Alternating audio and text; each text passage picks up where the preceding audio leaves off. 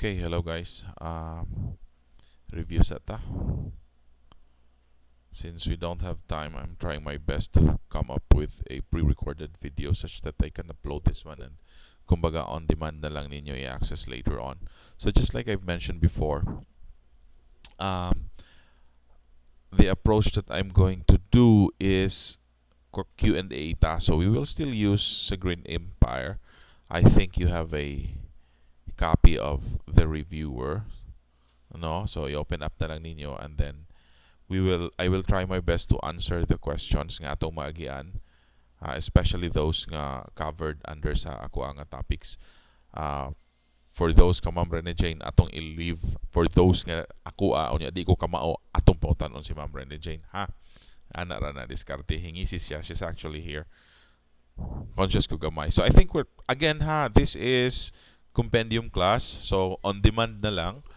What I'm trying to do here is I'll have this one available on YouTube, and then you can access this one anytime. So hopefully everything will be fine this time, considering that the internet is so slow. Okay, so I think we're done with question number 1. Anyway, balikon na lang partly na to, no? So dynamic natural body on the Earth's surface composed of both. I think you can see that one, mampud siguro. Living and non-living materials where plants can grow. Morning textbook definition ni soil. So niya, we already have mentioned before nga unsay kalahian niya with soil profile as option letter A, option B soil niya, soil horizon. So ang profile is kadtong vertical section sa soil where we can see the horizons.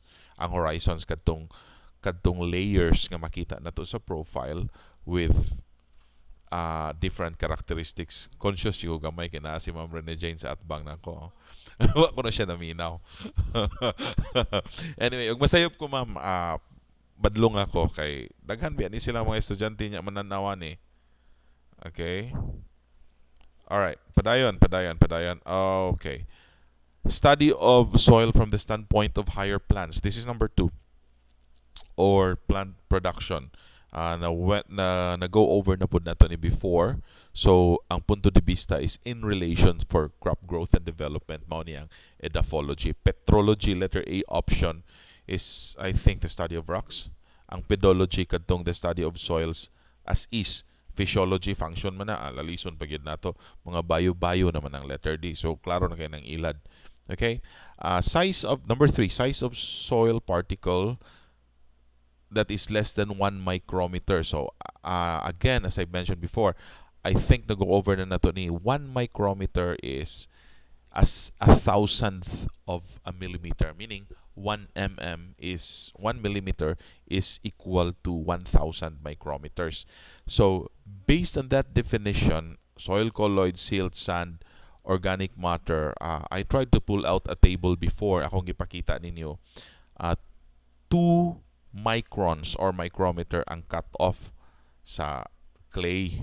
Okay, so kining 1 micron or smaller are actually soil colloids, meaning it's too small that you cannot distinguish one phase from the other. So in the case of soils, suspended particles, we're talking particles, this is actually solids suspended typically in water. So di na ta kaila kung asa ang solid nga soil particles ug asa ang water nga iyahang na suspendedan, sakto ba ang term?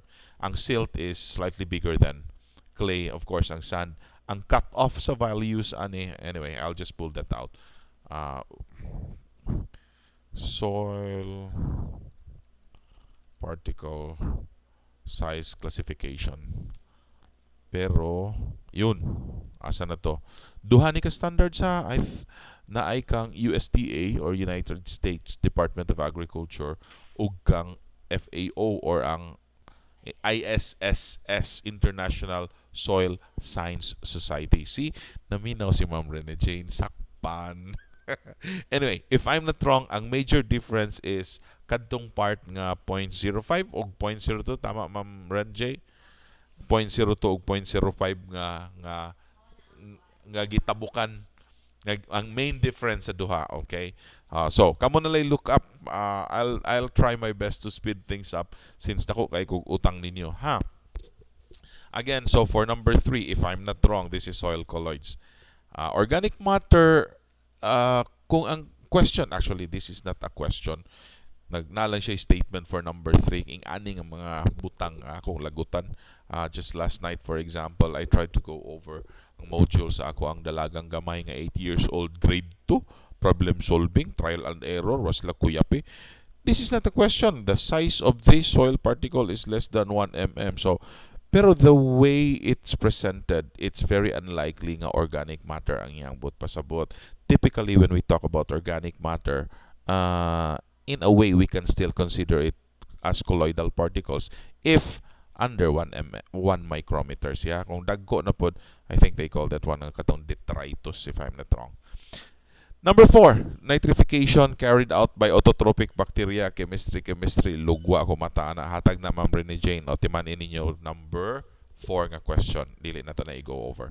Number 5, in relation to crop production, clayey soils are known to be, humanaman day puntaan before. Clayey soils are known to be easy to cultivate. No. More fertile than sand. Yes. Low water holding capacity? No. High percolation rate? No.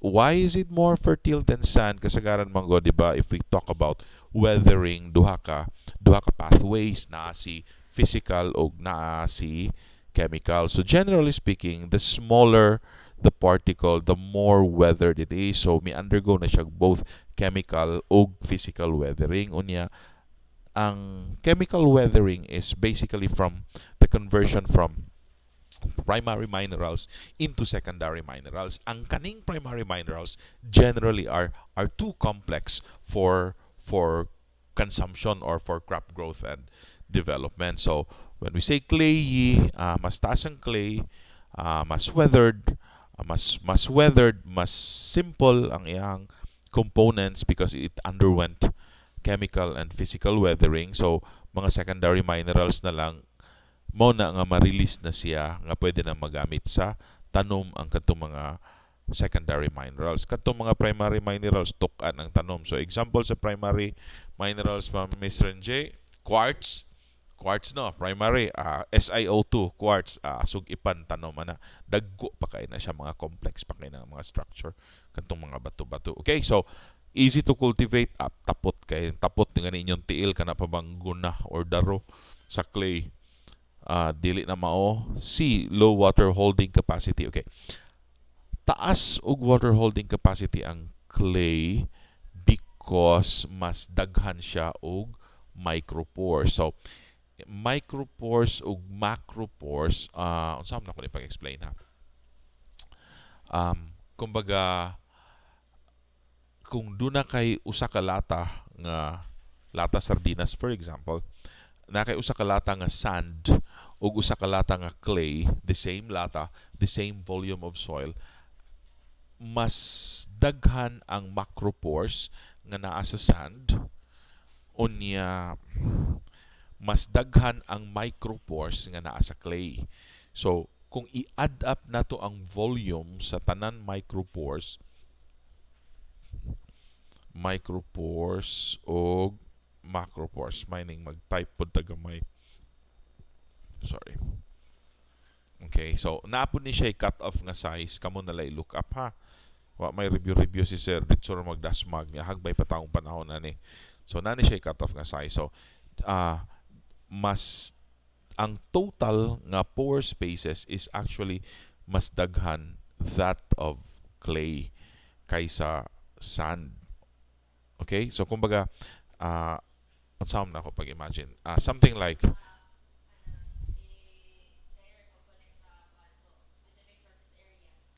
okay, okay.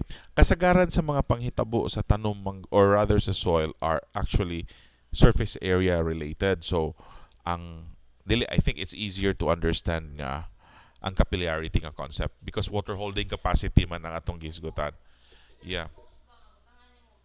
Yes. So ang capillarity nga concept. So Ang perfect example sa capillarity, kana bang mutabok mog sapa o niya manglulho mo niya mabasa tong sid-sid sa inyong pantalon o niya musaka ang basa after a little while.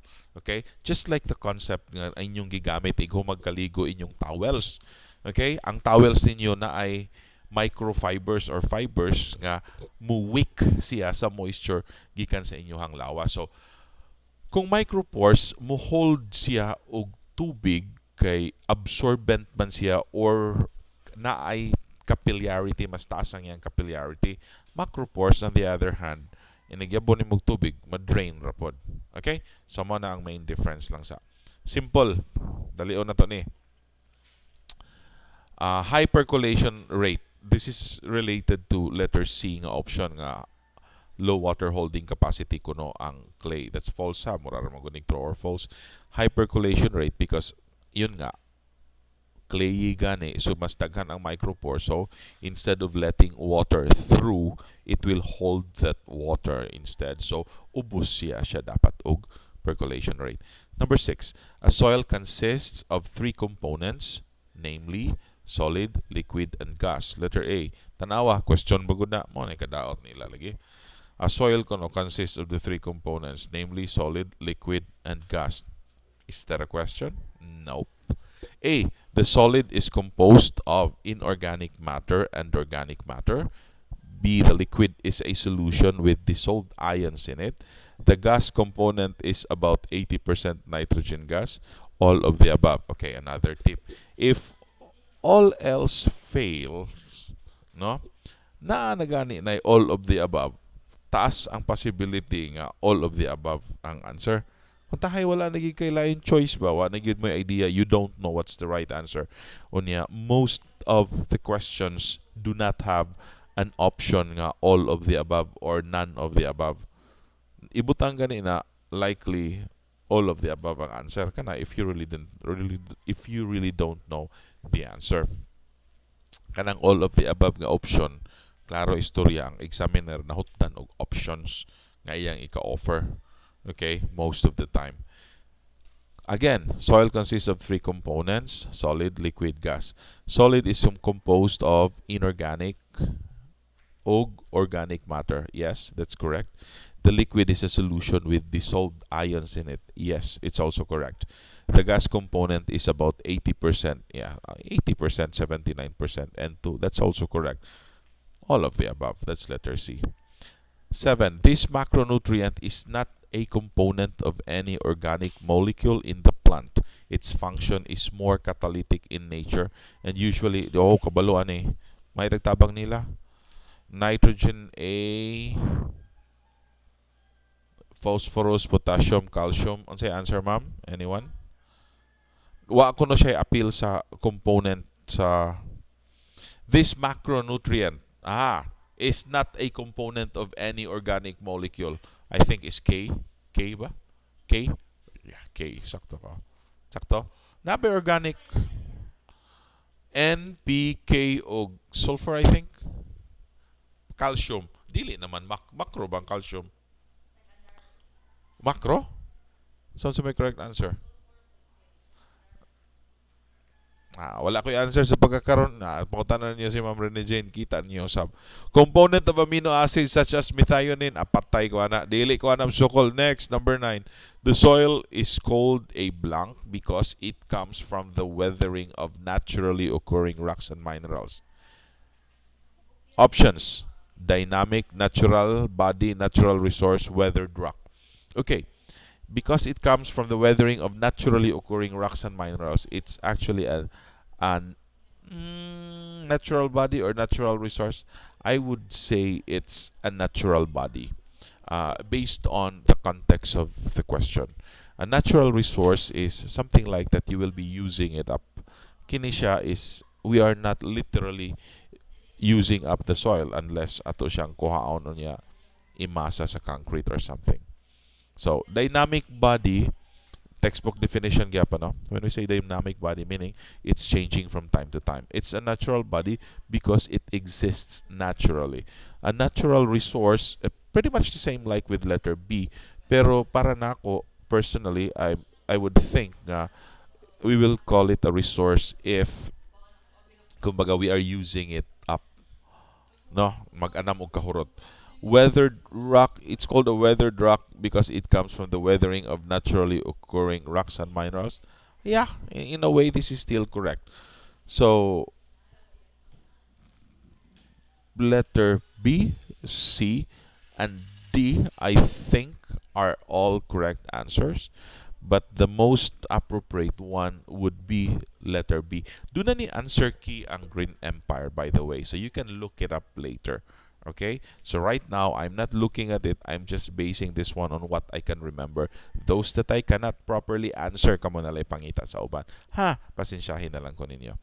Needed in chlorophyll synthesis and usually deficient in alkaline soil. I don't know that. Chemistry na po na kang Ma'am Renny Jane na lang na. Needed in the synthesis of oxin. Di ko palabot na. Number 12, rocks formed by cooling and solidification of molten magma and lava in the crust. Okay. Cooling and solidification of molten magma and lava in the crust. In the crust, ang kumbaga, cooling in the crust ang keyword. We have three types of rocks. Okay. The igneous, sedimentary, and the metamorphic rocks. Igneous rocks are basically mo describe aning number 12, okay? Formed by cooling and solidification of molten magma. Ayo lang sa aning isumpay nga in the crust and lava. So that's igneous. Sedimentary rocks are formed by layering, kumbaga cementation. So sedimentary rocks could come from aggregates of igneous, metamorphic, or even sedimentary itself nga na re-cemented siya over time nga by pressure or other processes of weathering nga kumbaga na siguro yung mga byproduct nga mo re-cement niya. So ang metamorphic rock on the other hand is formed by metamorphosis, meaning that the change of existing rocks into something else. So metamorphic rocks could come from sedimentary or igneous rocks. In this case, this is already pretty clear na ang gisgutan din here is an igneous rock. Pero specifically, what kind of igneous rock?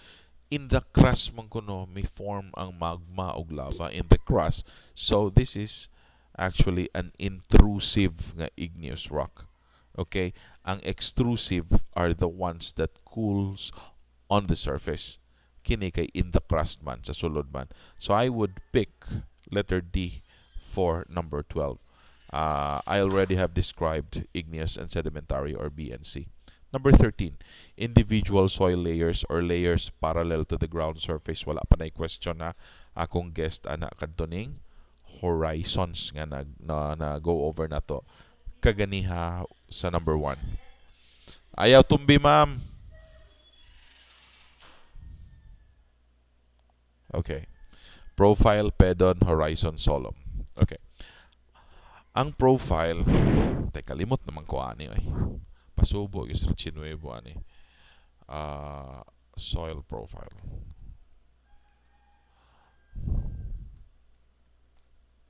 Definition.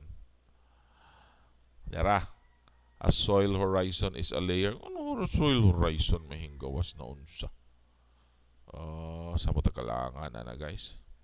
Ang profile is katong vertical section. This one, the whole thing. Kani ako click ko na lang niya. Wait sa okay. Yeah, I'll have this one. May gani hing tarong-tarong ang internet.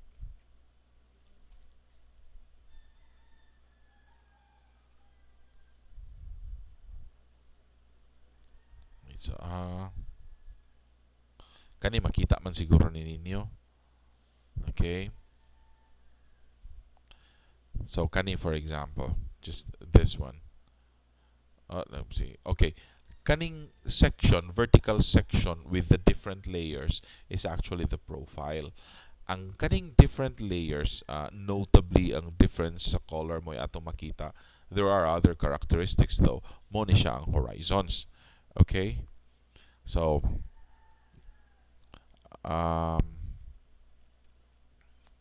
Monoprofile. Ang pedon is a unit of the soil.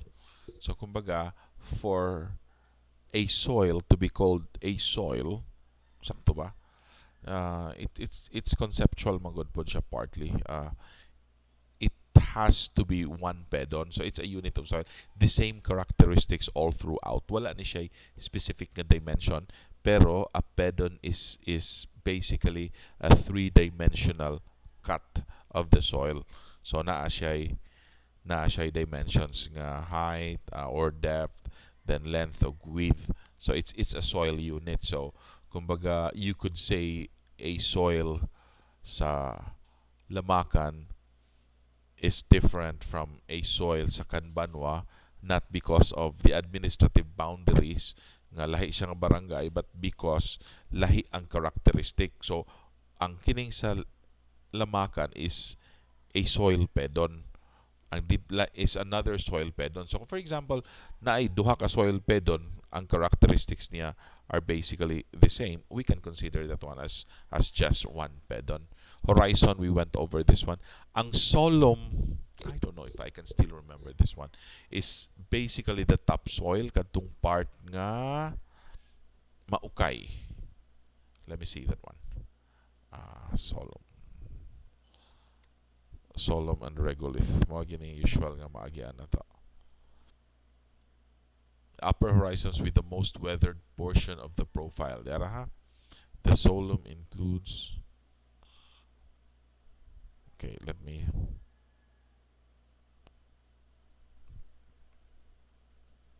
Okay. Regolith includes all of the weathered material within the profile. Okay, it's called the regolith. Duha ka components ng regolith, the solum and the saprolite. To be honest, karon po kabagatan ni saprolite. The solum includes the upper horizons with the most weathered portion of the profile. So, ang regolith, let me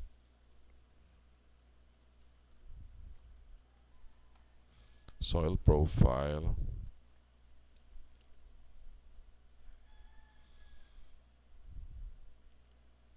Okay, kanina lang. So, if this is the soil profile, ang regolith should start from here. This is already parent material. Dinhi, taman dinhi. Okay, that's the whole thing. Ang solum, sa tayang gingon, ang solum includes the upper horizons with the most weathered portion of the profile. So, ang solum, normally, dire, it's either an O or an A, kutob dire. Okay, again, that definition is arbitrary. Okay, excuse me. Daghan manggung differences. There are, kumbaga, no hard and fast rules. To be honest, I've been teaching soils before for quite a while. Pero until now, I'm still having doubts on my own judgment kung mag-inspect ko og profile sa field. Okay? It takes practice, a lot of practice para nga ma-familiarize nimo. This one is a perfect example of a profile. Okay, so it should be kutob dinhi. I don't know if you can still see that one. Hopefully you can still see that one. Ang regolith dito, ang solum is about this from here up to here or about here. Okay? Next. So ang answer na to, what's the question again? Horizontal, so it's the horizon. Let me see that one. Individual soil layers or layers parallel to the ground surface. It's the horizon. What is the moisture regime of the soil? Tropaqueps, which are in septisols that are found in the tropics. Okay. Kaning tropaqueps. Tropaqueps.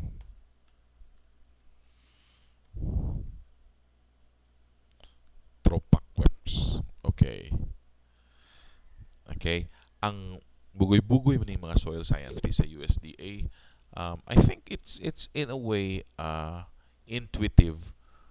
Okay? It's intuitive nga ang ilahang system because it's easier to understand. Now, if you try to look at this, tropaqueps, okay, it looks too complex, but actually, if you try to, no, not that one, break that one,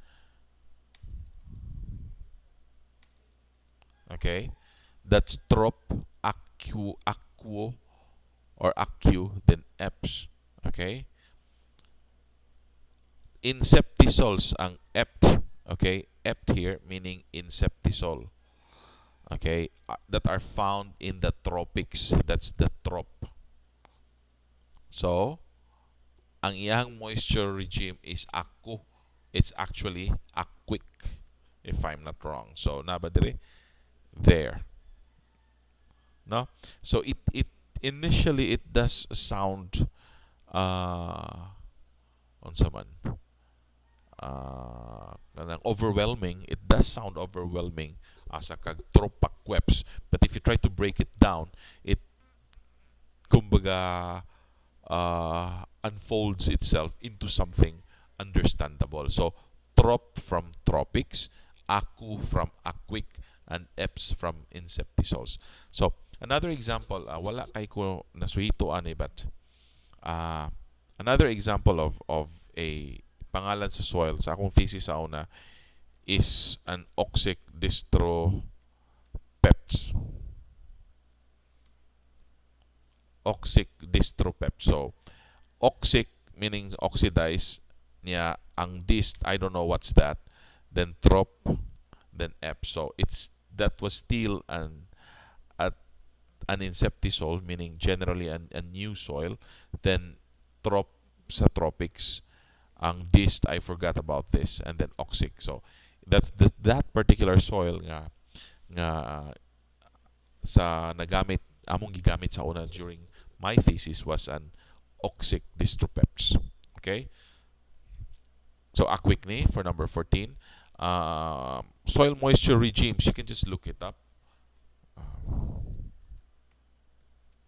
Moisture regimes, na siya.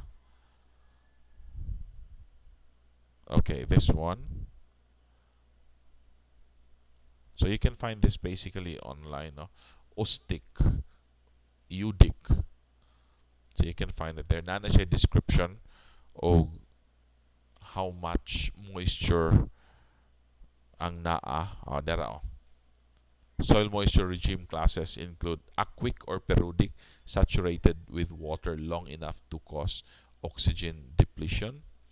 Then Udic, humid or subhumid climate. Ustic, semi-arid, so dry. Aridic or toric, arid climate, so mga disyerto. Xeric, Mediterranean climate. So you can look that up. Siguro a more comprehensive resource would be for you to go to the USDA, USDA soil taxonomy. If you want to look into this one, mas makita niyo. There are manuals that you can download para mas sayon. It's a very thick manual. I've seen this one before. Pero for our purpose, if you really want to enrich what you've picked up in our previous classes sa una, since you're about to graduate na, no, kini USDA soil taxonomy, na daghan makita ninyo ani kini NRCS, Natural Resources something Conservation Service. Naa diha. So you can find it there. Kadtong mga soil types, ang mga paagi pag-classify, and so on. So there are a lot of this stuff online. Okay, next. The non-crystalline organic colloidal fraction of the soil. Non-crystalline organic colloidal fraction sa soil. Dili gid ni siya organic material kay kumbaga ang organic materials manggod, it's not crystalline, it's amorphous. Humus organic lang gyapon na. Clay ug silt has something to do with the size. Non-organic colloidal fraction man, so it cannot be silt. Clay and silt are non-organic, but only clay is that colloidal fraction because of its size. Okay, 2 microns or less, specifically 1 micron or less mo to gitawag. So not all, let's put it this way, all colloidal particles can be considered clay, but not all clay are colloidal particles. Does that make sense? So ang clay is 2 microns and lower. Ang colloidal fraction is 1 micron and lower. So all colloidal materials are clay, but not all clay are colloidal. Silt definitely is not colloidal in nature. Okay? Ang A ug B, organic material ug humus, are both organic. Yeah, the non-crystalline. Oh, wait. Sa'yo, pataka lang ko, sorry. The non-crystalline organic colloidal fraction of the soil. Organic man, so it's not clay, it's not silt. Organic material is too generous. I think it's humus. Let's try to look that up. Humus. Humus, meaning, okay, organic compound formed by the decomposition of leaves and other material by soil microorganisms. Yeah, so it's humus because organic material is just too general. Sorry, I was not paying attention in the question. The non-crystalline organic colloidal fraction of the soil. Okay, muposa ta dinhi, number 15. It's been 31 minutes. I want the video to be manageable. Ako saning i-save, and then we will continue shortly. Okay, so you can follow this one later on. Okay, but matag sa tagsa ra ninyo og tanaw. Okay, thank you. The next part will follow shortly.